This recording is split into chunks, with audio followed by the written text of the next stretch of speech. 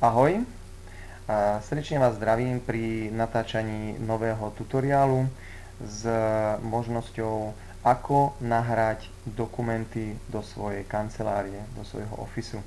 Takže klikneme si na niektorý z webových prehliadačov, ako je Mozilla, otvoríme si nové okno, prihlásime sa na svoju stránku. Takže môj username je napríklad hzdnedo.vorldgmn.com. Dáme Enter. Počkáme, nech sa nám načíta stránka. Samozrejme, potom si treba zadať znova do tejto kolónky svoj username a svoje heslo. Keďže ja to už mám preddefinované, ja to nemusím zadávať. A klikneme na malinkú šípočku vedľa okienka Password a prihlásime sa do svojho ofisu. Takže po prihlásení do svojho ofisu vyzerá následne stránka takýmto spôsobom. Potom si klikneme na My Word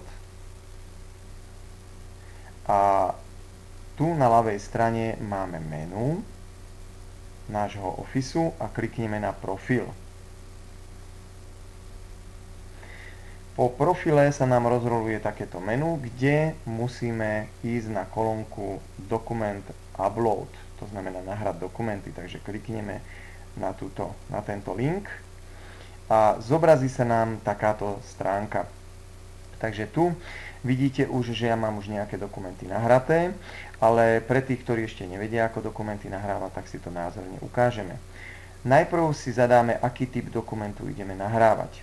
Odporúčam, predtým ako ideme nahrať dokumenty, ešte do pozornosti vám dať, že treba si nahrať aspoň minimálne občiansky preukaz z jednej aj z druhej strany a po prípade pas alebo nejaký doklad o úhrade elektriky alebo doklad o úhrade mobilu, faktúra. Ide o to, aby na občianskom preukaze, kde máte trvalý pobyt, aby táto adresa synchronizovala s ďalším typom dokumentu, ako je napríklad faktúra, alebo SIPO doklad o zaplatení elektriky, alebo po prípade pas. Takže klikneme si, rozroluje sa vám tam možnosť. Niektorí tam nebudú mať možnosť Cover, Password a tieto ďalšie, ale budú tam mať len Passport, National Identity Card, alebo Utility Bill, alebo Tax Code. Takže ideme zadať občiansky preukaz.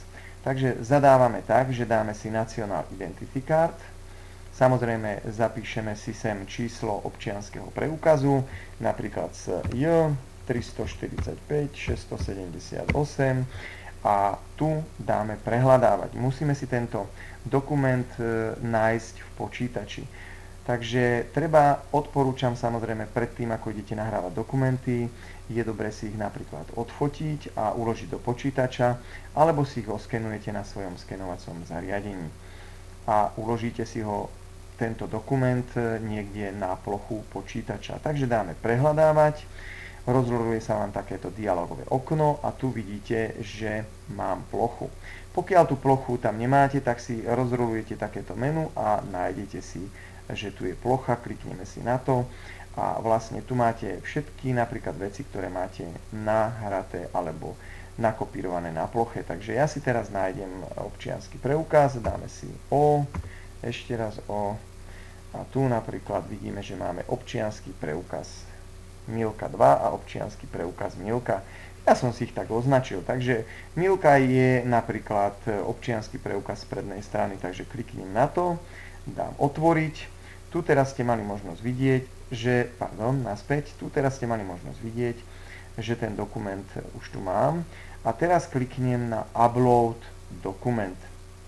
Ja samozrejme nebudem uploadovať tento dokument, lebo to nie je môj občiansky preukaz, ale takýmto spôsobom, keď dáte chvíľočku, treba strpenia, lebo proste nejaký čas to trvá, pokiaľ ten občiansky preukaz sa vám nahrá do vášho ofisu. A potom vám tam vybehne takáto tabuľka, kde už uvidíte, že tam máte nahratý ten váš dokument.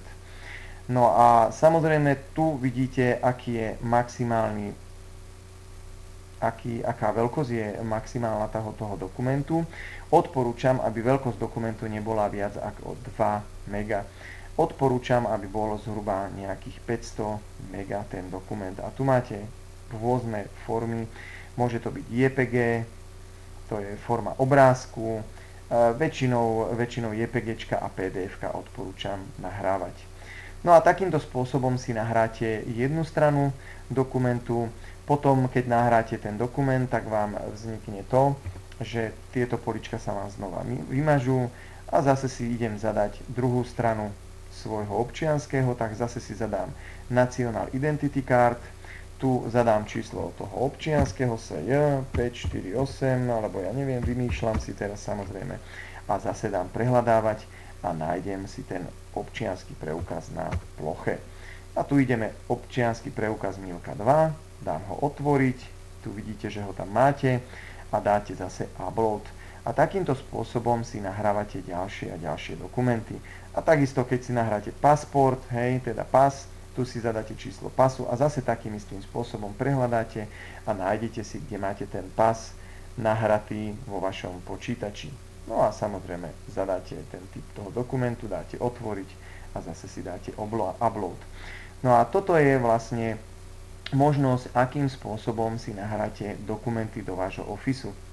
Lebo sa môže stať, že vašim obchodným partnerom, že pokiaľ si nenahrajú tieto dokumenty do 14 dní, mám taký pocit, že asi 14 dní to je, tak sa vám hneď pri zobrazení vášho Officeu ukáže takéto dialogové okno a samozrejme to vás upozorní na to, že si máte nahrať dokumenty.